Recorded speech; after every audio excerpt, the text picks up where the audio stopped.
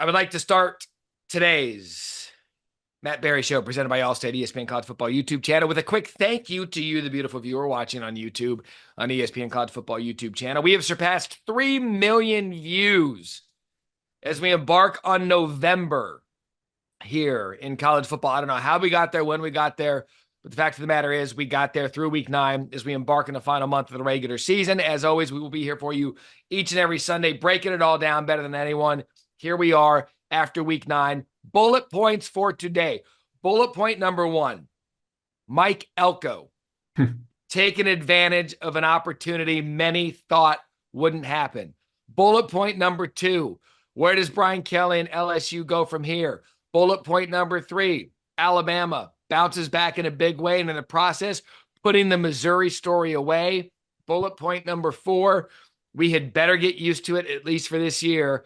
Colorado football is a living, breathing thing, and we will get into all of that here on the Matt Barrie Show, presented by Allstate. It's time now to check in with Paul Finebaum, presented by Allstate. Paul, good morning. Not as much.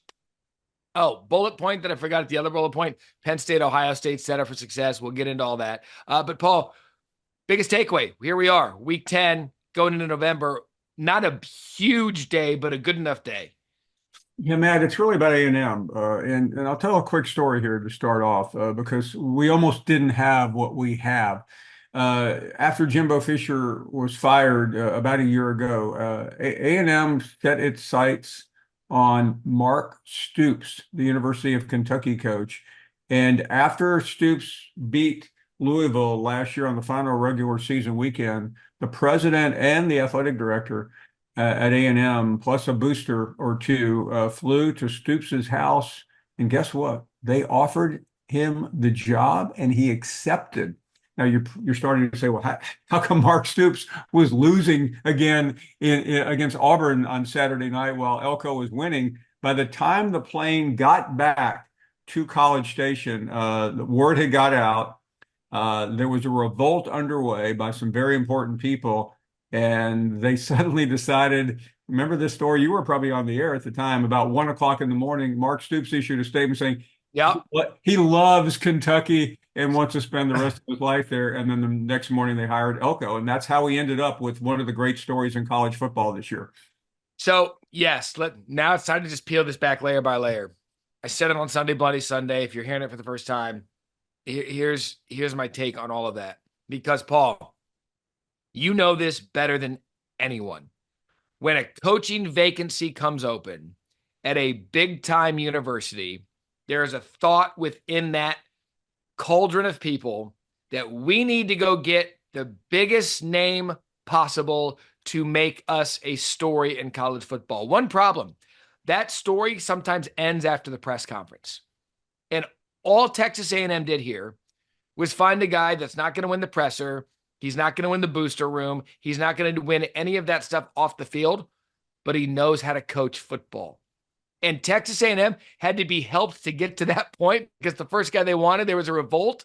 And now they've got one of the best stories this year because Mike Elko goes back to Texas A&M. They're in the driver's seat for an SEC championship just a year after we're sitting here going, God, the Jimbo thing didn't work out. And here's A&M.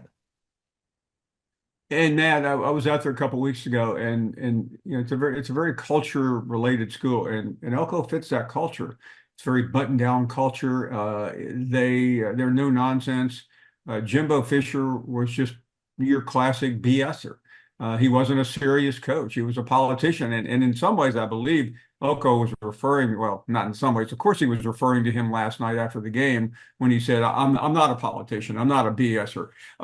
He just coaches football, and I know that's like a cliche you can get anywhere you want, but that's what they wanted out there because they want serious people. They want people that know how to do it, not who will tell you how it's going to be done.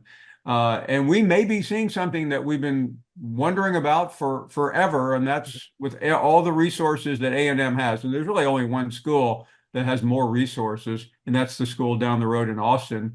Can Texas A&M ever break through? And they're on the verge of it because what we saw in that second half last night was unbelievable. I mean, I was getting texts from people in the first half. Brian Kelly, Coach of the Year. Yeah. Not anymore. Yeah, and it's kind of funny too when you really think about it. Texas A&M needed the assist to get Elko. He wasn't their first choice. And sometimes now we've seen that go horribly wrong. Sure. Tennessee revolting against Greg Schiano, ended up with Jeremy Pruitt. Oops. That didn't work out well. But here, sometimes that first choice that you think is going to work and lead you to these great things, and then you have to, I hate using this word, but you have to settle for number two. You think Mike Elko thinks about that anymore? He's like, no, great. I wasn't your first choice, but I was the better coach all along. And now here I am taking your resources, former coaches, recruits. I'm coaching them up. I'm making in-game decisions to go to Marcel Reed because we had nothing going offensively. And now Brian Kelly, year 3, highly paid, big-time name, comes from Notre Dame, is left scratching his head the morning after, up 17-7, in control of the game. And now it's A&M. We're talking about year 1 for a roster that got a little bit picked over. But, I mean, this is an unbelievable story none of us had coming into the season. No, and I was down there for the Missouri game, and we were talking to Elko as the game right before the game, and he made the decision then to go with Wegman. Remember that? Mm-hmm. Reed came in for the Florida game about 6, 7 weeks ago. I mean, those are great decisions. I mean, we love to talk about Sark and Ewers and Manning and all these things that we probably don't know much about. But he looked at it and he said, I've got to make a change. And it was one of the great moves of the year. And it probably saved their season because, you lose that game and then Right. you're on the cut line. But we have a game at the end of the year, which we've always talked about as being a great matchup just because of the intensity. But now it may be for everything with Texas at Texas A&M on the final Saturday. But yeah, that was to me the story of yesterday. I was in Tuscaloosa, so I'm a little bit drunk with Bama. I don't. I mean, the first thing we do is bid adieu to Missouri. I mean, Matt, in the two biggest games this year against A&M and Alabama, they've been outscored, I believe, 75-10. Uh, Yeah. I mean, it's just frightening how poorly that team has played under the bright lights. Well, and really, you look at it, and we were going into the season arguing in terms of skill position. Missouri with Brady Cook, Theo Weiss, Luther Burden the third, the transfer running backs, Carroll and Nate Noel. You're like, oh wow, Missouri's loaded. They're the team in the SEC no one's talking about, along with Ole Miss, that could make the playoff. And I mean, I know Brady Cook was out yesterday, but that was ineptitude. That was you couldn't get Burden the ball, you couldn't get Theo Weiss the ball, and it leaves you wondering what. I mean, Drinkwitz wouldn't get a better opportunity than this anytime soon with the guys that he had coming back, plus the schedule that was in front of him. Oh. And now the Missouri situation is like, okay, if not now, when's this thing going to progress? Because these guys are gone, and it just leaves you like, how did it happen that way? Yeah, I mean, there's a lot of debate whether it's Texas or Missouri that got the candy cane schedule, but Missouri's toughest non-conference game was Boston College and then UMass. So I mean, it was absurd, and they really got away with it, not having to play Texas or Georgia or programs like that, and they made the least out of it in Alabama. And as you watch the game, I mean Alabama was hard to watch in the first half Yep. against a really good team. They may have been on the ropes, but they were able to impose their will. And what they got out of that game more than anything else is just some confidence into the bye week as they get ready for yet another playoff eliminator. We saw one yesterday with Missouri, and the LSU Alabama game it may not be the marquee game of 2 weeks from now because there's another game that's more important in terms of drama, but Yeah. it's the first real playoff eliminator game we've had. Yes. And what now? I know we hopped off the game, but what now for LSU? Because you see the 2 losses on their schedule, and I get it. One was to USC, but only one's in conference, so they could theoretically play their way back into the SEC championship. But I mean, it was just so you looked at it and you're like, what happened to Garrett Nussmeier? They were playing so well. So as we sit here this morning, what now for Brian Kelly and LSU? Well, I mean, it's kind of the same old story for them like last year. I mean, count the number of points they threw away in the first half. It reminded a little bit like the SC game as well at the beginning of the year. They missed two field goals that were makeable. They couldn't score touchdowns in the red zone, and finally their defense broke. And ultimately, I mean, I was so high on them against Alabama, but Matt, I kind of feel all the wind shifting back toward Alabama right now. Yeah, and look, Alabama still has work to do. I don't think the Alabama that shows up in the first half against a team like LSU gets it done. It was again credit Mike Elko for the coaching switch and the energy, the defense for getting after Garrett Nussmeier. But I mean, really, and that's kind of my story, and we'll button that up with this, Paul. Let's look at the SEC as a whole. What was the biggest thing that you took away from October in the SEC as we head to the final month of the season? Well, I mean, I'll finish Alabama. They survived. And I mean, nobody got more attention than Alabama. What was really interesting, Matt, hearing the noise from behind a microphone all week and being there for 24 hours, it just didn't seem as bad. Everybody, Really? everybody was still fairly confident. I had an interview with the athletic director, Greg Byrne, on Friday, and I realized some of this is for show. I mean, we are sitting in front of cameras. But I didn't detect a panic situation. The fans were on the brink, but they were holding on because they are Alabama after all, and that carries them a long way. But so I think they dodged it. I'm not about to start speculating on that game against LSU in 2 weeks. But I think that was it. Texas was kind of who we thought we were. I guess Georgia, and I'm going to start there because I they looked unbeatable, even playing terribly at times against Texas. So I'm Yeah. kind of back to where we all began, thinking Georgia's the best team. And how many we switched about 3 or 4 times now in the SEC. Oh, yeah. We've gone from Georgia. We went to Texas for a while, Alabama after they beat Georgia. I mean, it's been a wild month in that league, but I kind of agree with you that as we set to play the first weekend in November, it's like, all right, well, Georgia's still the class. Alabama can still get you. Texas is still right there, and there's still a lot of football left to play. And even Ole Miss isn't out of it after getting their win against Oklahoma yesterday. 3 consecutive losses for Oklahoma. Brent Venables, double digits. I mean, that's probably not the best situation going right now, but it'll be interesting to see how they handle the rest of the season, Paul. Yeah, I think that's probably what I came away with as well is how underwhelming Oklahoma has been. And they still have Alabama at the end of the season. They have LSU, so their record. They better take a picture of it. It's not going to look this good when it's all over. I mean, there's so many other stories. But I mean, and I'm not going to waste the audience's time with how underwhelming. So, but probably if you ask me, like, what's the weirdest game of the year? Yeah. It's probably Kentucky going to Oxford and winning Oh against God. what I thought was a playoff team, and Kentucky can't beat anyone now. Isn't that like we were sitting there last night? It's like because for a while, Paul, we were saying like, oh well, which Kentucky team is it? Is it the one that got blown out by South Carolina?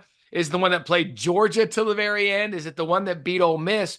And now that thing's just kind of gone. I mean, south of sideways. Yeah, and listen, Mark Stoops has got a really good resume, but you wonder if he, after he started putting his coaching staff together to button up the story from 10 minutes ago at midnight, and then found out he wasn't going to be the A&M coach, did he ever recover from that moment? Because it doesn't look like it. Speaking of recovering from a moment, what do you think Ryan Day is doing this morning after that narrow escape with Nebraska? Yeah, I mean he's counting his lucky stars because had they lost that game, and they weren't far from it, I mean he could have possibly been out of the playoffs by next Saturday night. I mean that's how. I mean again I'm giving you the worst case scenario at Penn State, but this is a team that I mean I was convinced they had more talent than anybody and were probably the best team before the season, and I'm getting really squeamish about that.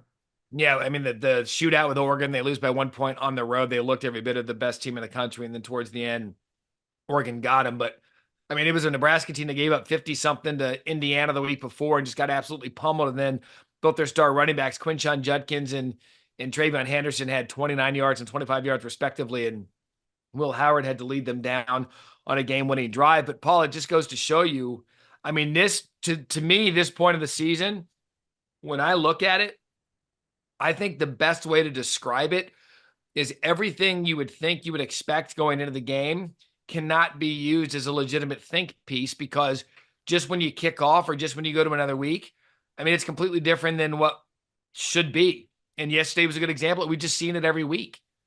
Yeah, I mean, if I were teaching a class here, Matt, on hot takes, I would just say be flexible, be willing to completely reverse whatever you said the previous week without equivocation, because I can't tell you how many times I've done that, even on the show, because but it's the nature of college football right now, and I know the fans out there, want to hold everybody accountable, and good for you. Welcome to it. But it doesn't bother me, because I think you have to evaluate in the moment. And this is the most fluid season I've ever seen. I know we'll get to Colorado. I don't think anybody thought they looked like a bowl team 7 weeks ago. Same for a number of the other programs we've talked about. Uh, Yeah. but it is the most obvious reason, the portal. NIL, it's changing so many different things, which we knew, but I didn't think it to this degree. I stand by this next comment, and it's something that I've said for the last 3 to 4 weeks. And maybe I'm missing on it, and I'm willing to admit when I'm wrong.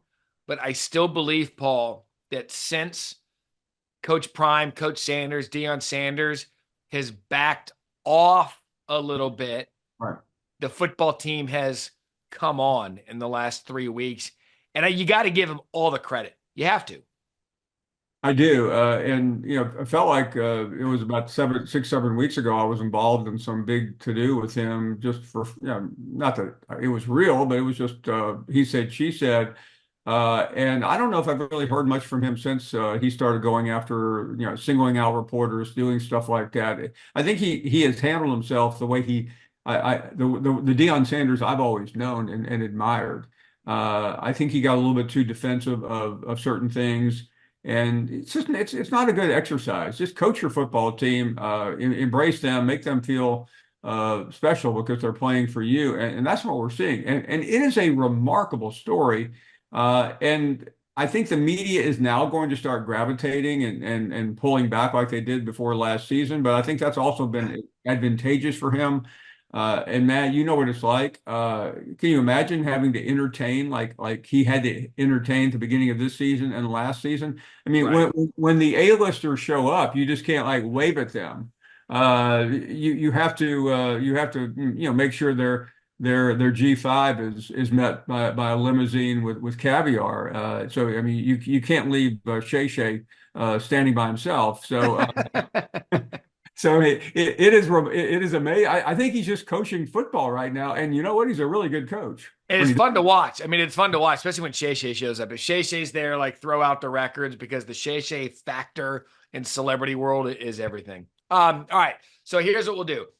When Paul does Sports Center with this, I'll give you a little bit of behind the scenes. We give Paul, we get with him. It's like, hey, here's what we want to talk to you about today. Paul provides the show his answers and what they're going to be to the questions. We get the video ready, get the topic bar. So it's all well produced. This is very down and dirty on a Sunday morning on little sleep. So I'm not going to give Paul preparation for these questions as we go to November. So question number one, the most disappointing storyline as we head to the final month of the season is what?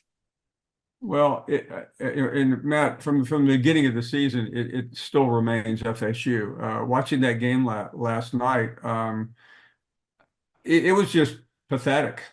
I mean, Florida State, Miami, in the era that I really started doing college football on a broader level, was the de facto game of the year.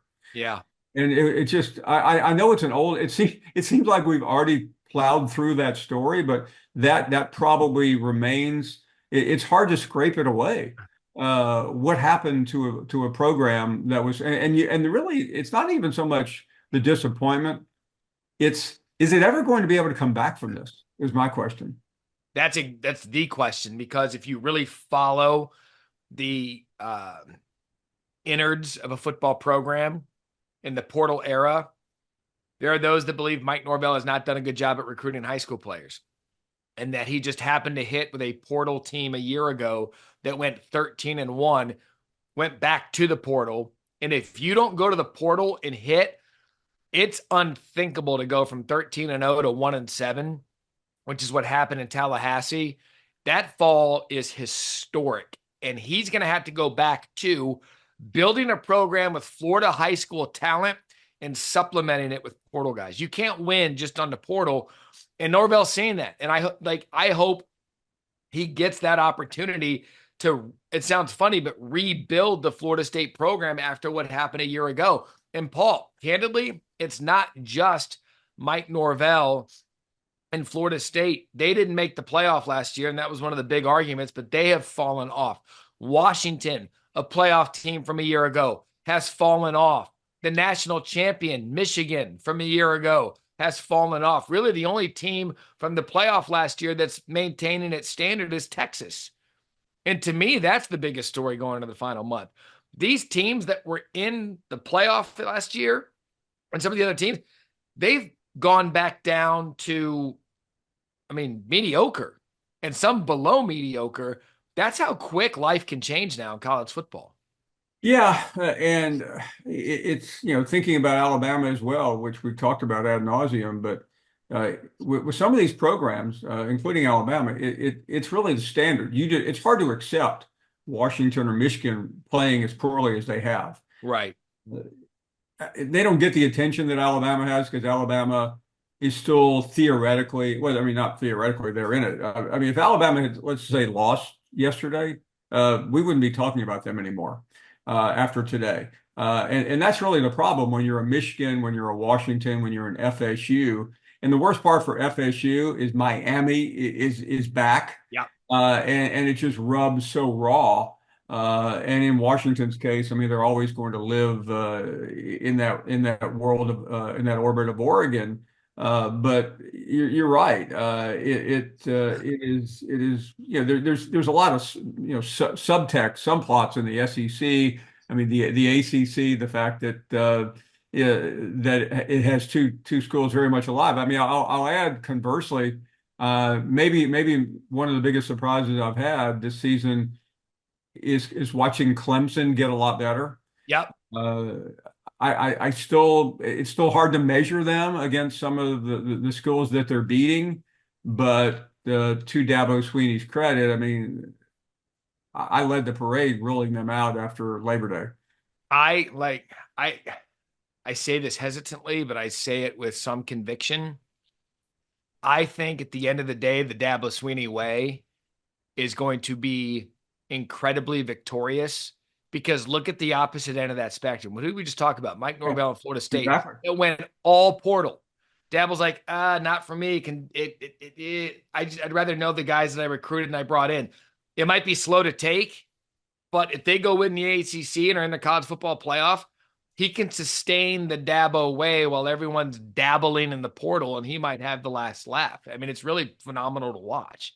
As we end the month, another thing that so many people got wrong, because it's fodder for all the preseason publications, is the hot seat meter, and the two hottest coaches on the hot seat were Sam Pittman and Billy Napier. They're both still alive right now, and could be Pittman's win at Starkville may not have even made the radar, but it was so dominant that it puts him in a more comfortable position. Napier still kind of bouncing around because the schedule now hits that point where Georgia, Texas, Ole Miss. Fairly ridiculous. You'll learn something. I'll get you out of here with this one as we wrap up here, Week 9. Matt Barrie Show presented by Allstate. The team that is best set up for a November to remember is, I believe, surprisingly, it's a school we mentioned a minute ago that's looked rather poorly. But I'm gonna put my chips on Ohio State because they may very well have two of the bigger wins, even though one has been heavily discounted. I think a win at, I mean, the Penn State game is now paramount. We all gather around, and it's now the new game of the year. And no matter how bad Michigan is, you and I both know the eyes will be on that game because of what Ryan Day has not been able to do. So I think he could really stamp his mark, even with that loss to Yeah. Oregon. If he survives this next 4 or 5 weeks unscathed, he's going to be sitting in an incredible position. And I'll give you one because it's not one anyone ever talks about, and it's recency bias because I was just there, but they could throw a wrench into all of this. The Pitt Panthers are set up for a November to remember, undefeated in the ACC. They have SMU this week. They could kick SMU out of the conversation, but then they get Clemson. And if Pitt gets through Clemson, they could find their way into the ACC championship game, and absolutely no one after a 3-9 season had Pitt in a conversation. And we see it every year in college football, and it's what makes it great. There is always a team that comes out of nowhere. You're like, wait a second. They're playing for a conference championship and a national championship. That's what I can't wait for, Paul, because we are in store. I thought they were going to appoint you mayor of Pittsburgh after watching that the other night. I mean, yeah, you know what? Maybe. I mean, election day is what, in a week and a half? Maybe I can still get on the ballot. But I mean, I think, and this will be the most incredible November in college football history, and we cannot wait to bring it to you right here. Matt Barrie Show, presented by Allstate. For Paul Finebaum, I'm Matt Barrie. Enjoy the weekend, because next weekend we're flipping back the clocks. It's going to get dark earlier, which means I'm just going to be really grumpy earlier. Paul, Matt, great stuff. Thank you.